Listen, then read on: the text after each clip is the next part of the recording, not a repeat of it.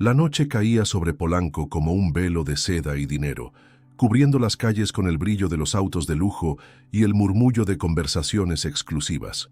En el corazón de este distrito opulento de la Ciudad de México, la taquería Corazón de Agave se erigía como un monumento a la contradicción. Un templo modernista de cristal y acero negro dedicado al platillo más humilde y querido de México. Adentro, el aire estaba impregnado de un aroma caro, una mezcla del cilantro fresco y la carne, asada de primera, con las fragancias de perfumes importados que usaba su clientela. Las mesas, pulcramente dispuestas, estaban ocupadas por la élite de la ciudad. Empresarios cerrando tratos millonarios, socialités documentando cada bocado para sus redes sociales y parejas que veían la cena como un acto más de su estatus. El ambiente era frío, calculado y deslumbrante, un lugar donde cada detalle gritaba exclusividad. En una esquina discreta, casi invisible para los ojos acostumbrados al brillo, se sentaba un hombre que no pertenecía a ese mundo. Era Ricardo Vargas, aunque nadie en ese lugar lo habría reconocido. Oculto bajo un disfraz de pobreza, con una cachucha vieja que le ensombrecía el rostro y ropas tan gastadas que parecían haber absorbido años de polvo y cansancio, se veía como un fantasma de otra realidad. Su barba de varios días y su postura encorvada completaban el cuadro de un hombre derrotado por la vida. Sus manos, que normalmente firmaban cheques con cifras astronómicas, ahora descansaban sobre la mesa con una quietud resignada. Sus ojos, generalmente agudos y penetrantes como los de un halcón, hoy reflejaban un profundo hastío, una desolación que el dinero no podía curar y que lo había llevado a realizar aquella extraña excursión a su propio imperio. El gerente del restaurante, un hombre llamado Gustavo, cuya sonrisa estaba permanentemente reservada para las tarjetas de crédito sin límite, se acercó a la mesa de Ricardo con el desdén pintado en el rostro. Su traje impecable parecía crear una barrera invisible entre él y el hombre desaliñado. Sin siquiera un saludo, con una voz que destilaba clasismo, le espetó: «Oiga, señor, este no es un lugar para gente como usted. Aquí no damos limosna, así que le voy a pedir que se retire».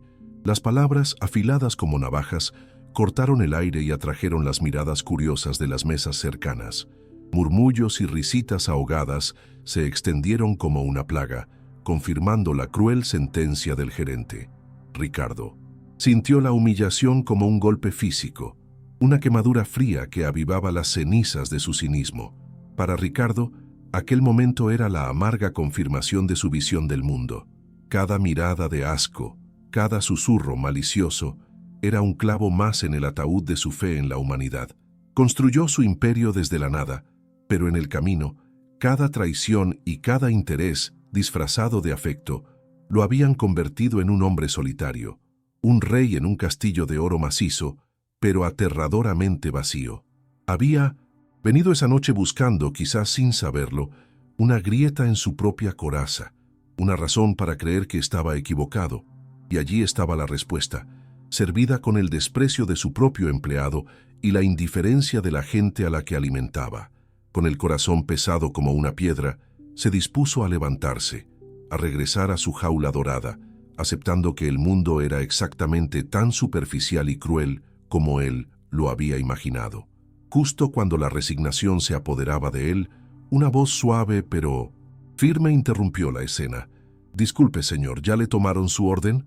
Era Manuela, una joven mesera cuyos ojos castaños brillaban con una luz que contrastaba con la opulencia artificial del lugar. Ignorando la mirada furibunda del gerente y el juicio de los comensales, se acercó a la mesa de Ricardo con una calidez que lo desarmó por completo. Su sonrisa era genuina, un oasis de bondad en medio de un desierto de arrogancia. Con un gesto que desafiaba la autoridad de su jefe y las normas no escritas de aquel sitio, pronunció la frase que cambiaría todo. «Señor, todos merecen comer. No se preocupe por nada. Yo misma pagaré por su taco». Aquellas palabras, tan simples y a la vez tan poderosas, quedaron suspendidas en el aire, marcando el inicio de una historia que ninguno de los dos podría haber previsto. Si esta historia ya te está atrapando, no olvides suscribirte al canal y contarnos desde qué ciudad nos estás viendo. Estamos muy cerca de alcanzar nuestro sueño de los 1000 suscriptores y con tu ayuda Sabemos que lo lograremos. El imperio de Ricardo Vargas era un archipiélago de soledad. Su mansión, una fortaleza de mármol y cristal en las lomas de Chapultepec, permanecía en un silencio sepulcral, roto únicamente por el eco de sus propios pasos. Cada objeto de arte, cada mueble de diseñador, era un recordatorio de un éxito que le había costado el alma. Años atrás, una traición brutal de su socio y mejor amigo, quien le robó una fortuna y a la mujer que amaba, había sembrado en él la semilla de la desconfianza. Desde entonces, construyó murallas no solo alrededor de su casa, sino también de su corazón, convencido de que cada mano extendida venía con una factura oculta, que el afecto era solo otra forma de transacción. Su disfraz no era solo de ropa vieja, era una manifestación de cómo se sentía por dentro, empobrecido de todo lo que realmente importaba, un indigente emocional en un palacio de abundancia material. En el otro extremo de la ciudad, en la Mondius, Colonia Doctores, la vida de Manuela era un tapiz tejido con hilos de lucha y amor incondicional. Su hogar era un pequeño departamento en una vecindad ruidosa y llena de vida, un espacio de apenas 2 habitaciones que compartía con su hermano menor, Leo. Desde la muerte de sus padres en un accidente, Manuela se había convertido en madre, padre y proveedora. Leo, un chico de 14 años con una sonrisa luminosa, padecía una extraña condición cardíaca que le robaba el aliento y la energía, pero nunca el espíritu. La enfermedad era una sombra constante en sus vidas, un recordatorio diario de la fragilidad de su pequeño mundo y de la montaña de dinero que se interponía entre su hermano y la posibilidad de un futuro. Cada noche, sin importar cuán humillada o agotada se sintiera, Manuela cruzaba la puerta de su casa y dejaba el peso de su jornada afuera. Encontraba a Leo esperándola, a menudo con un dibujo o una historia del vecino para compartir. «¿Cómo te fue, maná?», preguntaba él con su voz suave, y ella, con una entereza admirable, le respondía siempre con una sonrisa. «Muy bien, mi amor. Hoy un cliente me dijo que mi sonrisa le alegró el día». En esos pequeños rituales, en el calor de un abrazo y en la promesa susurrada de «todo va a estar bien», ambos encontraban la fuerza para seguir. Su vínculo era un lazo indestructible, forjado en la pérdida y fortalecido en la adversidad. Un amor puro que era la única riqueza verdadera que poseían. Movido por una curiosidad que rayaba en la obsesión, Ricardo regresó a la taquería al día siguiente, oculto bajo la misma apariencia miserable. Necesitaba saber si la bondad de Manuela había sido un acto aislado, una anomalía en su universo predecible. Se sentó en la misma esquina y la observó trabajar. Vio cómo soportaba con una paciencia infinita a una clienta prepotente que se quejaba porque su taco no era suficientemente estético para una foto. Manuela simplemente sonrió y le ofreció prepararle otro, desarmando la arrogancia con una dosis de humildad genuina. Ricardo sintió una punzada de algo que no había experimentado en años, una genuina admiración. La joven no estaba actuando, esa era su esencia, una fortaleza silenciosa que brillaba con más intensidad que todos los diamantes de Polanco. Decidió ponerla a prueba una última vez. La llamó y con voz áspera pidió solamente un vaso con agua. Manuela se lo llevó con la misma presteza y respeto que si hubiera ordenado la botella de tequila más cara. Mientras lo dejaba en la mesa, Ricardo la miró fijamente y le preguntó, «¿Por qué lo haces? ¿Por qué eres tan buena con alguien como yo?». Manuela lo miró por un segundo, su mirada cansada pero clara, y le respondió con una sencillez que lo golpeó directamente en el pecho. «Mi abuela siempre decía que cada persona libra una batalla que no conocemos. Ser amable es la forma más sencilla de ayudarle a alguien a ganar su guerra del día, aunque sea por un ratito. Además, todos tenemos sed, ¿no?». Su lógica era tan simple, tan pura, que desmantelaba por completo la complejidad cínica con la que Ricardo había aprendido a vivir. Al final de su silenciosa vigilancia, Ricardo pidió la cuenta, esperando ver qué haría ella esta vez. Manuela se acercó y, en lugar de un ticket, deslizó sobre la mesa una servilleta de papel doblada con esmero. Con el corazón latiéndole de una forma extraña, Ricardo la desdobló. Dentro, La caligrafía femenina y apresurada decía: «No sé cuál es su lucha, mas espero que las cosas mejoren. Hoy yo pago su taco. Cuando pueda, haga lo mismo por otra persona. Que Dios lo bendiga». Junto a las palabras, sintió el frío contacto de un pequeño objeto metálico. Era una modesta medalla de San Judas Tadeo, el santo de las causas imposibles. Aquel gesto anónimo, sin esperar nada a cambio, fue la grieta definitiva en el muro de hielo que rodeaba su corazón. Condujo de regreso a su mansión en un estado de trance. Colocó la servilleta y la pequeña medalla sobre la mesa de caoba pulida de su estudio, donde parecían un sacrilegio, un pedazo de verdad en un mausoleo de apariencias. El Ricardo de siempre, el empresario desconfiado, le gritaba que era una trampa, una estrategia elaborada para ganarse su simpatía y sacarle lana. Pero otra voz, una que había mantenido silenciada por décadas, le susurraba que acababa de presenciar algo auténtico.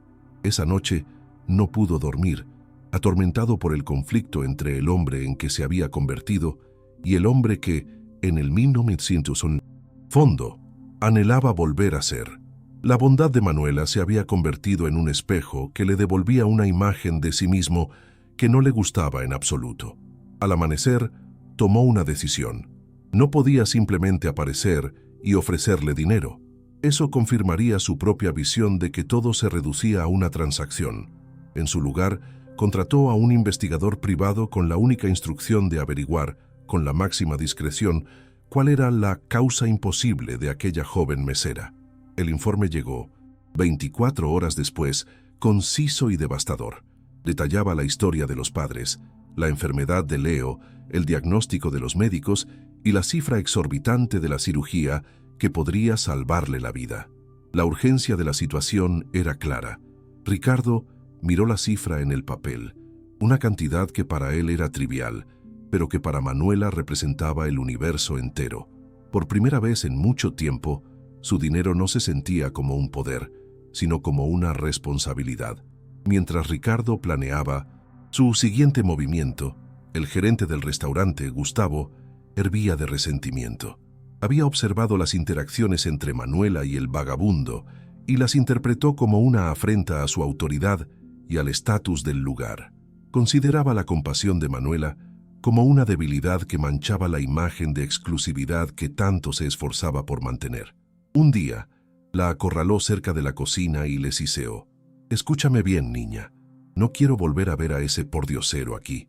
Si te veo dándole, aunque sea un vaso de agua, te juro que te pongo de patitas en la calle». ¿Quedó claro? La amenaza era directa y cruel, y Manuela sintió un escalofrío de miedo.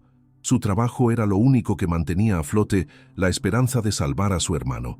La tensión se volvió casi insoportable. Una tarde, mientras estaba en su turno, Manuela recibió una llamada del hospital. Leo había tenido una crisis y su estado se había deteriorado. El médico fue claro: la ventana de oportunidad para la cirugía se estaba cerrando rápidamente. «Necesitamos operar en las próximas semanas, señorita, o podría ser demasiado tarde», le dijo la voz grave al otro lado de la línea.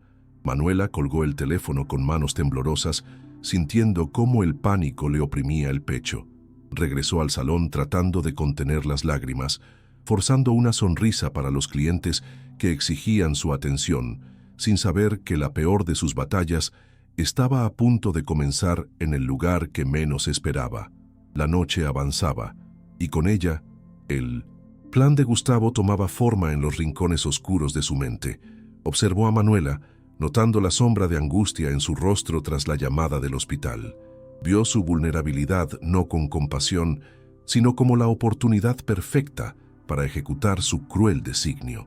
Para él, ella era un recordatorio andante de una clase social que despreciaba, una mancha en el lienzo de lujo que él dirigía. Despedirla no era suficiente, necesitaba humillarla, hacer de ella un ejemplo para cualquiera que osara desafiar su visión del mundo.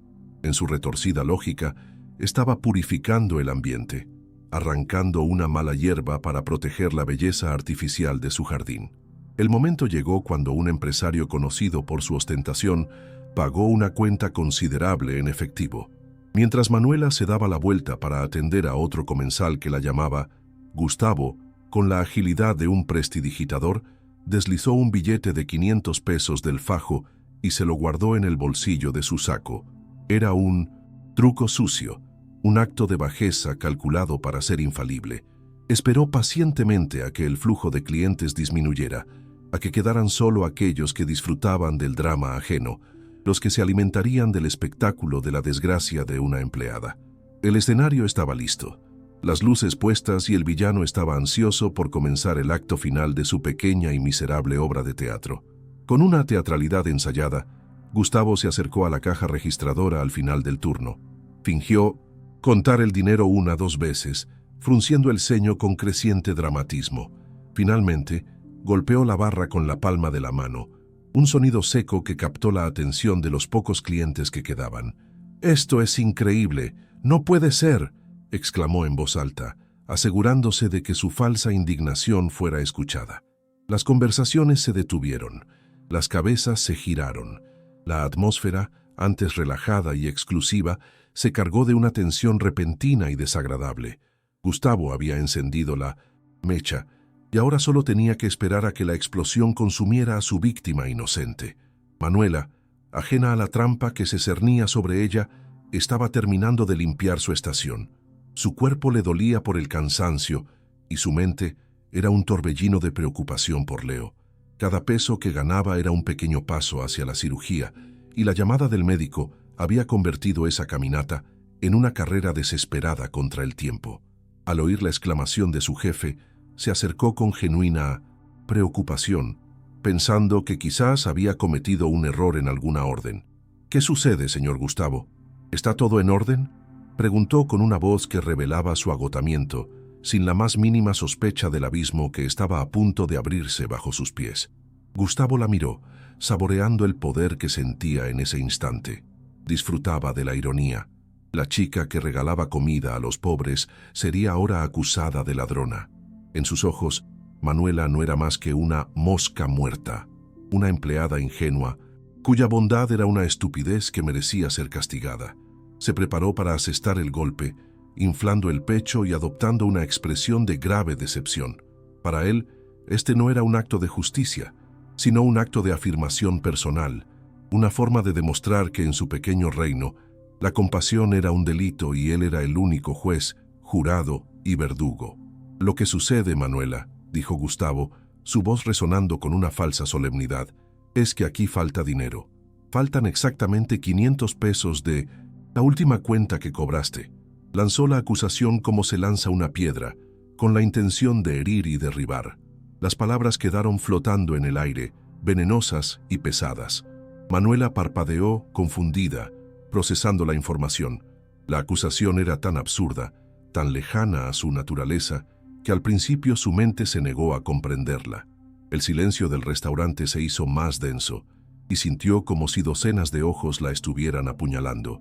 El shock inicial dio paso a una negación temblorosa. «No, eso no puede ser, señor Gustavo. Yo conté el dinero 2 veces, estoy segura», respondió, su voz apenas un susurro. Miró a su alrededor, buscando una mirada de apoyo, un gesto de confianza, pero solo encontró rostros fríos y curiosos. La clientela de Polanco la observaba como si fuera un insecto bajo un microscopio. En un instante, dejó de ser Manuela, la mesera eficiente y amable, para convertirse en la ratera, una figura anónima sobre la cual proyectar sus prejuicios y su desdén de clase. La soledad que sintió en ese momento fue abrumadora.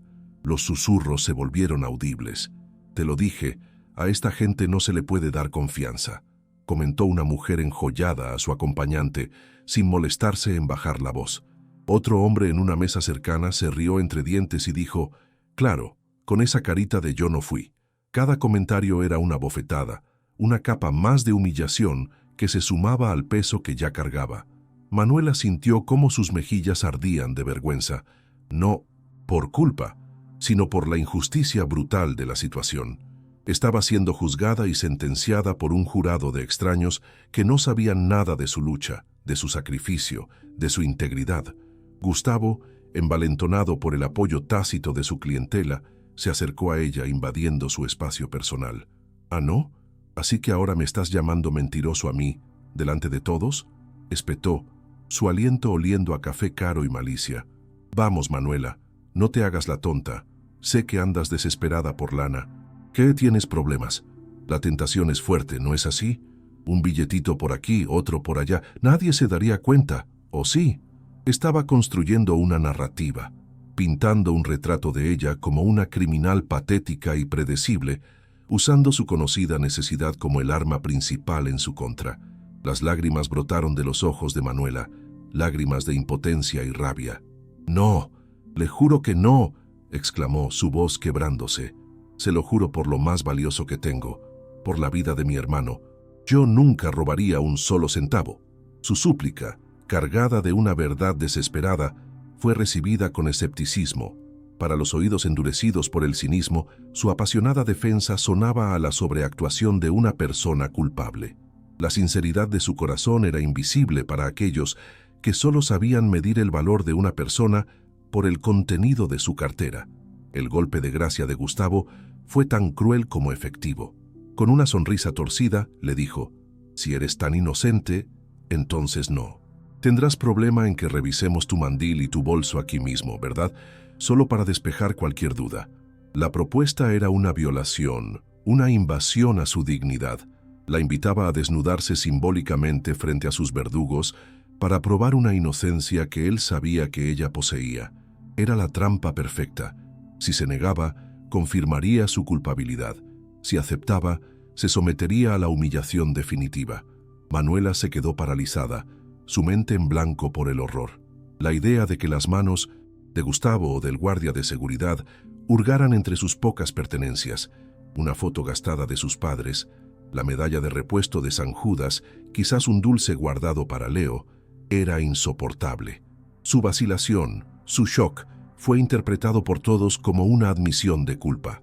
Buscó con la mirada a sus compañeros de trabajo, a las personas con las que compartía horas de esfuerzo cada día, pero ellos bajaron la vista, prisioneros del miedo a perder su propio empleo. Estaba completamente, terriblemente sola. Viendo su victoria cerca, Gustavo hizo una seña al guardia de seguridad que observaba desde la entrada. «Jorge, ven para acá, por favor. Necesito que seas testigo mientras la señorita nos muestra el contenido de su bolso». Su tono era formal, como si estuviera siguiendo un protocolo y no orquestando una calumnia. Quería darle un barniz de legitimidad a su acto de tiranía, pretendiendo que todo era un procedimiento estándar y no un ataque personal y despiadado. El guardia, un hombre corpulento con una expresión perpetuamente aburrida, comenzó a caminar hacia ella. Cada uno de sus pasos retumbaba en el suelo de mármol y en el corazón de Manuela. El sonido era una marcha fúnebre para su trabajo, su reputación y la frágil esperanza que había albergado de poder salvar a su hermano. El mundo se encogía a su alrededor, reduciéndose a ese pequeño espacio de humillación, a las caras juzgadoras y al avance inexorable del hombre que iba a sellar su destino. Cerró los ojos, una lágrima solitaria deslizándose por su mejilla. En el último bastión de su alma, elevó una plegaria silenciosa, un susurro de desesperación dirigido al cielo. «San Juditas, por favor, ayúdame, no me dejes sola en esto». Era un acto de fe pura en medio de la desolación, el último recurso de un corazón que, a pesar de todo, se negaba a dejar de creer en los milagros, incluso cuando toda la evidencia del mundo gritaba que no existían. En ese preciso instante, como si fuera una respuesta directa a su ruego, el silencio tenso fue cortado por el rugido grave y potente de un motor de automóvil de alta gama. Unas luces intensas y blancas barrieron el interior del restaurante, haciendo que todos se giraran hacia la fachada de cristal. Un imponente Rolls-Royce Phantom, de un color negro tan profundo que parecía absorber la luz de la noche, se había detenido justo frente a la puerta principal, ocupando el espacio con una audacia que desafiaba todas las normas. El lujo y el poder que emanaba aquel vehículo eran de un nivel completamente diferente al que estaban acostumbrados, incluso en Polanco. El valet, que ya se preparaba para cerrar, corrió hacia el auto, tropezando por la sorpresa. Pero antes de que pudiera tocar la manija, Un chofer uniformado descendió del asiento del conductor y abrió la puerta trasera con una deferencia casi ceremonial.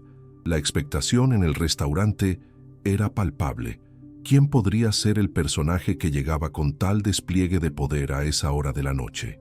El murmullo de la humillación de Manuela fue reemplazado por un nuevo murmullo, uno de asombro y curiosidad. Primero apareció un zapato de cuero italiano, lustrado hasta alcanzar un brillo de espejo, que pisó la acera con una solidez inquebrantable. Luego el resto de la figura emergió del lujoso interior del coche. Era Ricardo Vargas, pero no el Ricardo que Manuela conocía. Este hombre se erguía en toda su estatura, vestido con un traje de corte impecable que gritaba poder y riqueza. Su barba había desaparecido, revelando una mandíbula firme, y su cabello estaba peinado hacia atrás, mostrando una frente amplia. El aura de derrota había sido reemplazada por una de dominio absoluto. No era solo la ropa lo que había cambiado, era su presencia. Sus hombros estaban rectos, su mirada era afilada como el acero, y cada uno de sus movimientos era medido y lleno de propósito. Irradiaba una autoridad tan natural e inmensa que instantáneamente silenció cualquier sonido en el restaurante. Los comensales lo miraban con la boca abierta, al igual que Gustavo, cuyo rostro pasó de la arrogancia a una confusión atónita en cuestión de segundos. Habían estado humillando a una simple mesera, sin saber que estaban a punto de enfrentarse a un titán. Ricardo entró en el restaurante, y el mundo pareció ponerse en cámara lenta. Sus pasos eran tranquilos, pero cada uno resonaba con el peso de su imperio. Ignoró las miradas estupefactas, los rostros boquiabiertos. Sus ojos, fríos y calculadores, se fijaron inmediatamente en la escena que se desarrollaba junto a la caja. Gustavo, con su sonrisa de depredador, el guardia, a punto de cumplir su orden, y Manuela, de pie en el centro de todo, con el rostro bañado en lágrimas, luciendo pequeña y frágil. Una ira gélida, controlada pero inmensa, se apoderó de él. El cambio en el semblante de Gustavo fue casi cómico. El reconocimiento golpeó su cerebro y la sangre abandonó su rostro. Señor Vargas, tartamudeó, su voz perdiendo todo, su filo y convirtiéndose en un balbuceo servil. Qué increíble honor tenerlo por aquí. Si hubiera sabido que venía... Dejó a Manuela a un lado como si fuera un objeto sin importancia y se apresuró a adular al magnate, transformando su máscara de tirano en una de lacayo obsecuente en un parpadeo. Ricardo ni siquiera lo miró. Pasó de largo como si Gustavo fuera una pieza de mobiliario y se detuvo directamente frente a Manuela. Se interpuso entre ella y sus acusadores, un escudo humano de minos, poder y prestigio. Por un momento solo la miró a ella, y en sus ojos Manuela vio una mezcla de furia dirigida al mundo y una profunda, casi paternal, tristeza dirigida a ella. En esa mirada silenciosa le comunicó que ya no estaba sola, que la caballería había llegado. Luego se giró lentamente, y su mirada helada se posó sobre Gustavo. Su voz, cuando habló, fue peligrosamente baja, obligando a todos a inclinarse para escucharla. «Gustavo, ¿se puede saber qué demonios está haciendo?» La pregunta no era una solicitud de información, era una condena. El uso de su nombre de pila, el tono cortante, fue como el chasquido de un látigo, y Gustavo se encogió visiblemente bajo el peso de esas pocas palabras. Sudando frío, Gustavo intentó desesperadamente salvar la situación. «Es solo un problema interno, señor Vargas, nada de qué preocuparse. Un pequeño desajuste en el efectivo de la caja, la señorita...» No pudo terminar la frase. Ricardo levantó una mano, un gesto mínimo, pero que contenía una orden indiscutible de silencio. El poder no necesita gritar, y en ese momento, Ricardo era la personificación del poder. La palabra de Gustavo murió en su garganta. «Permíteme que te aclare cuál es el verdadero problema aquí, Gustavo», dijo Ricardo, su voz ahora un poco más alta, clara y resonante en el silencio sepulcral. «El problema no es un faltante en la caja. El problema es la soberbia. El problema es creer que se puede medir el valor de una persona por la ropa que viste. La problema es un gerente mediocre que necesita humillar a sus empleados para sentirse importante». Cada palabra era precisa, afilada, y encontraba su blanco con una puntería mortal. Gustavo palideció aún más. Con Gustavo efectivamente aniquilado, Ricardo dirigió su atención a los clientes restantes, que observaban la escena como si fuera una película. Su mirada los recorrió uno por uno y nadie pudo sostenerla. «¿Y ustedes?», dijo con un desdén palpable. «Vienen aquí noche tras noche, pagan una fortuna por tacos y se sienten los reyes del mundo. Pero díganme, ¿quién de ustedes posee una 10ª parte de la integridad, de la decencia, de la calidad humana que tiene esta joven a la que estaban juzgando con tanta ligereza?» La vergüenza se instaló en las mesas, pesada e incómoda. Ricardo metió la mano en el bolsillo interior de su elegante saco. Por un segundo, todos pensaron que sacaría su cartera para pagar el supuesto dinero robado. Pero lo que extrajo fue algo mucho más valioso y, para esa audiencia, completamente incomprensible. Era la servilleta de papel, ahora algo arrugada, que Manuela le había dado. La desdobló con cuidado y la sostuvo en alto para que todos la vieran, un estandarte de humildad en un palacio de arrogancia.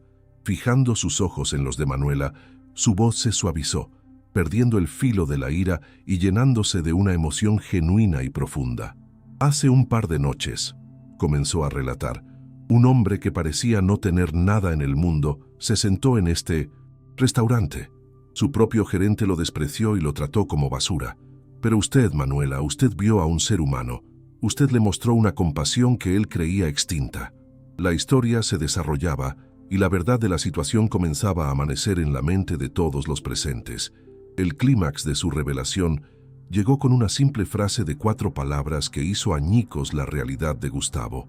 «Ese hombre era yo». Un jadeo colectivo recorrió la sala. La cara del gerente se descompuso en una máscara de puro terror y arrepentimiento.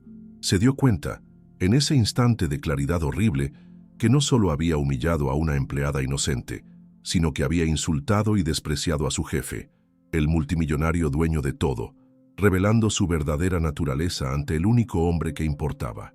Ricardo dio un paso más cerca de Manuela, que lo miraba con los ojos desorbitados, sin poder procesar el giro de los acontecimientos. Le mostró la palma de su mano, donde descansaban la servilleta y la pequeña medalla de metal. «Usted no me dio solo un taco esa noche, ¿sabe? Usted me dio algo que todo mi dinero no podía comprar. Me devolvió la esperanza. Me dio esto para ayudarme en mi causa imposible», dijo, su voz quebrándose ligeramente. «Ahora, por favor, permítame a mí ayudarla a usted con la suya». Sin apartar la mirada de la estupefacta joven, Ricardo se dirigió una última vez al gerente. Su voz volvió a ser dura como el granito. «Gustavo está despedido. Quiero que recoja sus efectos personales y se largue de mi vista. Y en su camino hacia la salida, le sugiero que encuentre esos 500 pesos y los devuelva a la caja. No me obligue a llamar a la policía». La orden era final, la amenaza implícita y la humillación de Gustavo completa. Roto y humillado, Gustavo solo pudo asentir con la cabeza, incapaz de articular palabra. Evitando la mirada de todos, se dio la vuelta y se dirigió a su pequeña oficina con los hombros caídos, un rey destronado en su propio y diminuto castillo de naipes. El guardia de seguridad, entendiendo la situación, retrocedió discretamente hacia la puerta, deseando volverse invisible. El poder en la sala había cambiado de manos de forma dramática y definitiva. Ricardo volvió a centrarse por completo en Manuela.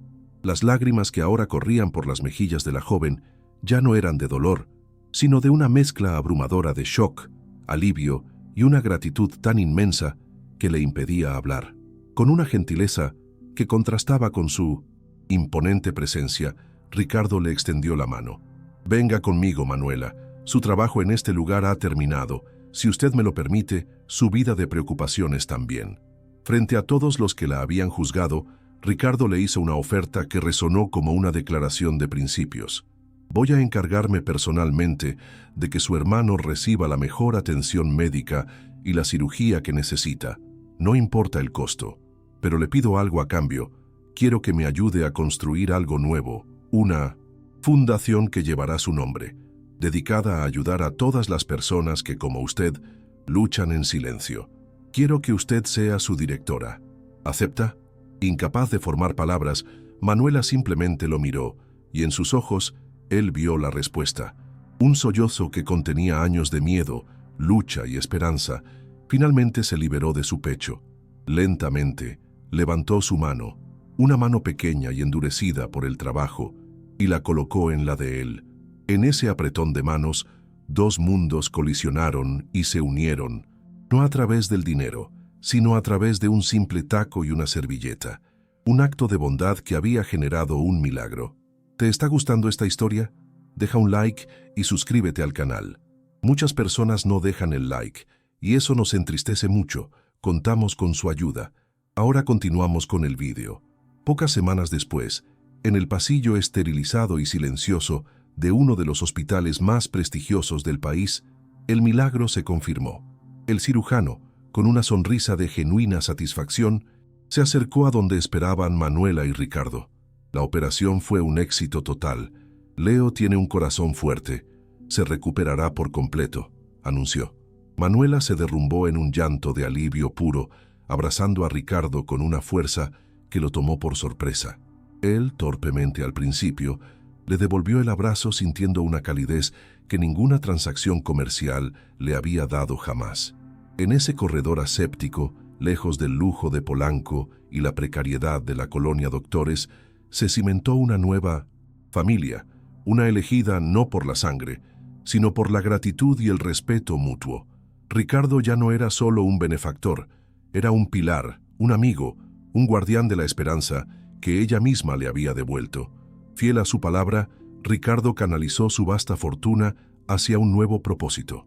Nació la Fundación Manuela, una organización cuya sede principal no era una torre de cristal, sino un edificio restaurado y acogedor en el corazón de un barrio popular. El día de la inauguración, Manuela, con una nueva confianza en su mirada, se dirigió a la multitud no como una directora ejecutiva, sino como una de ellos. Esta fundación no es sobre caridad, es sobre dignidad, dijo con voz firme. Es sobre recordar que un pequeño acto de bondad puede cambiar un universo entero. Se convirtió en el alma de la operación, usando su empatía innata para evaluar cada caso, para asegurarse de que la ayuda llegara con el mismo calor y respeto con el que una vez sirvió un simple taco. La transformación más profunda, sin embargo, fue la de Ricardo Vargas. El multimillonario huraño y cínico desapareció, dando paso a un hombre que había encontrado la alegría en el servicio. A menudo se le podía encontrar no en su oficina, sino en uno de los comedores comunitarios de la fundación, usando un delantal y sirviendo platos de comida caliente. Conversaba con la gente, escuchaba sus historias, y por primera vez en décadas conectaba con la humanidad de una forma real y tangible.